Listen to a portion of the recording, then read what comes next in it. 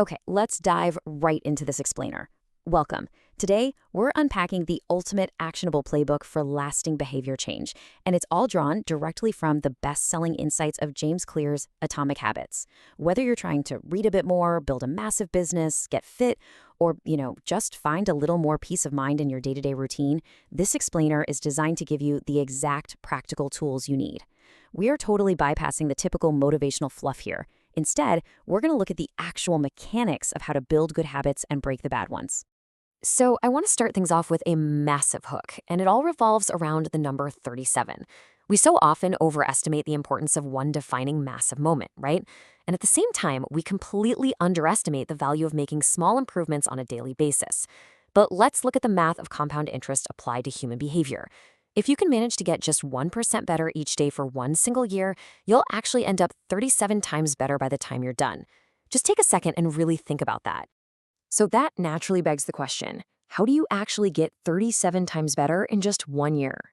Well, first off, we have to absolutely shatter the misconception that massive success requires massive action. It really doesn't.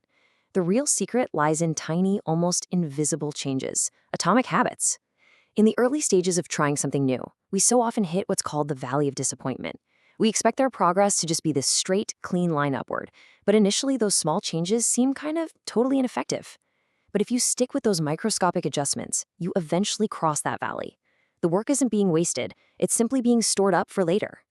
Here's our roadmap for today. We're going to cover the power of 1%, then look at systems over setting goals, and building a new identity. From there, we'll hit the brain's habit loop, hand you the 4 laws playbook, and finally wrap up with sustaining your success. Let's get into it.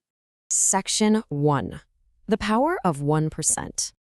Let's look closely at the microscopic foundation of success. The math of trajectory is just immense. As we mentioned, a 1% improvement daily compounds to a 37 times improvement. But, on the flip side, if you get 1% worse each day, repeating minor mistakes, rationalizing bad decisions, you decline nearly down to 0. The big takeaway here, it doesn't actually matter how successful or unsuccessful you are right at this exact moment. What truly matters is whether your current habits are putting you on the right trajectory. Whether you're a high school student trying to build better study routines or a young professional chasing career growth, your current trajectory matters way, way more than your current results. Moving right along to Section 2, Systems over Setting Goals. Think back for a second to your last New Year's resolution, or maybe an ambitious target you set for yourself at work. Why do so many of our grandest goals ultimately fail, leaving us frustrated and right back at square one? Well, goals are about the outcomes you want to achieve. They give you a sense of direction, which is great, but systems are about the daily processes that actually lead to those results. If you're having trouble changing your habits, I really want you to hear this loud and clear. The problem isn't your lack of willpower. The problem isn't you. The problem is that you simply have the wrong system for change. Stop spending all your time agonizing over the finish line and start optimizing the daily steps you take to get there. The absolute crucial point here is captured perfectly in this quote. You do not rise to the level of your goals, you fall to the level of your systems. This is a complete paradigm shift. Focusing on your daily systems is literally the only reliable path to long-term results. Section 3. Building a new identity. Okay, now we're diving into the deepest psychological core of behavior change. This is about moving beyond just changing what we do on the surface to fundamentally changing who we believe we are. Think of behavior change as having 3 layers, kind of like an onion. The outermost layer is outcomes. That's changing your results, what you get. The middle layer is processes, changing your habits, what you do.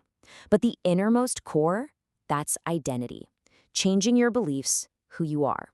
True lasting motivation has to be intrinsic. You have to build identity-based habits because your current behaviors are just a mirror image of your current identity.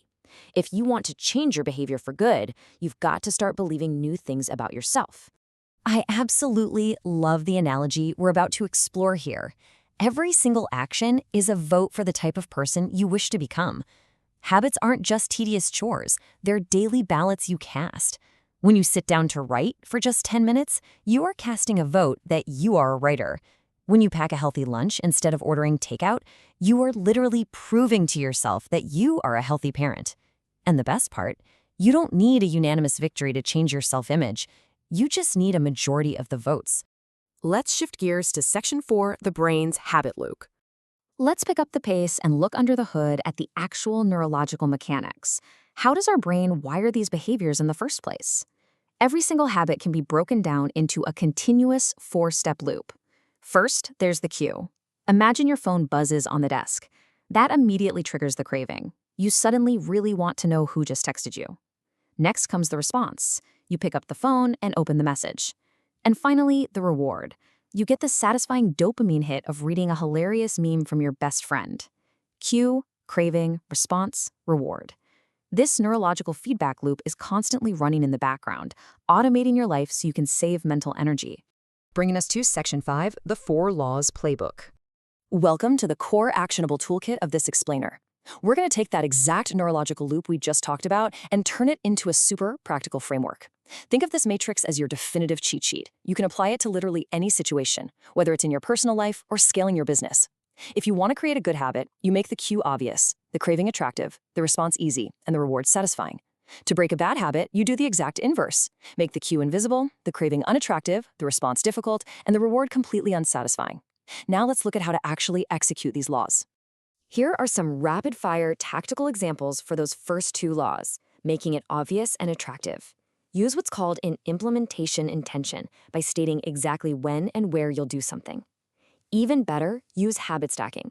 For example, a busy CEO might decide, right after I pour my morning coffee, I will clear my top 3 priority emails. See how that stacks? You also need to use environment design. Put your guitar right on a stand in the middle of the living room if you want to practice, making that cue completely obvious. And try temptation bundling. Only let yourself listen to your absolute favorite podcast while you're at the gym doing a habit you usually try to avoid. Now we tackle the 3rd law, make it easy. Think of bad habits like a slippery slide. You fall right into them with literally 0 effort. Good habits, meanwhile, well, they often feel like climbing a steep hill. To change the angle of that hill, we have to reduce friction. Use addition by subtraction. Eliminate the steps that waste your energy. Unplug the TV in the living room if you want to stop watching so much of it. Or use the amazing 2-minute rule. Scale any new habit down so it takes 2 minutes or less to do. Standardize the habit of just showing up before you ever try to optimize it. For the 4th law, make it satisfying. We have to recognize that human brains are hardwired to prioritize instant gratification, but good habits usually have delayed rewards. So we must artificially create immediate rewards for good behavior to bridge that gap. Track your progress visually with a calendar or a progress bar. Checking off a box is so highly satisfying. Now, you absolutely have to remember the cardinal rule. Emergencies happen, life gets in the way, but never miss a habit twice in a row. Missing once is a simple accident. Missing twice is the start of a brand new bad habit. And to break a bad habit, create a habit contract with a friend to make failing immediately costly and completely unsatisfying. And finally, Section 6, sustaining your success. Starting a habit is one thing, right? But how do we face the reality of maintaining this new identity over the long haul? Well, you need to know about the Goldilocks rule. This psychological theory states that our motivation actually peaks when a task is right on the edge of our current abilities. Not too hard, not too easy, but just right. To stay focused and sustain success over years, we must constantly find ways to appropriately challenge ourselves. Habits are easiest to maintain when they align with our natural abilities, but they still need to push us just enough to keep us engaged. This next point might just be the hardest truth to swallow. The greatest threat to your success is actually boredom, not failure. The real difference between a professional and an amateur isn't some innate talent. It's simply showing up on the bad days. Doing the work even when it's monotonous, even when you'd rather be doing literally anything else, is what ultimately locks in your new identity. You really have to fall in love with boredom. Which leaves us with one final, essential question for you. Look at your day right now. Look at the immediate next action you're about to take. What is the next vote you are going to cast for your identity? Take a second to really think about that. Thank you so much for joining me on this explainer, and I'll see you next time.